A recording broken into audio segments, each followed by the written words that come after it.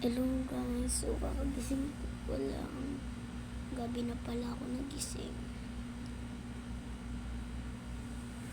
Gabi na pala ako nagising guys. Tingnan nyo na guys. Gabi na kasi.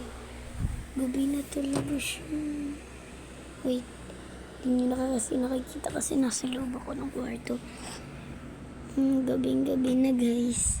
So tara, lalabas tayo ngayon kasi gabi na. Wala akong doon ng aircon. Tingnan natin.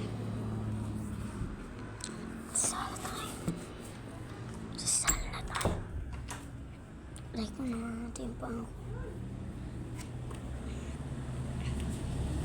Gabi na. Kasi kanina natulog ako eh. Natulog talaga ako. Yan guys, babayan.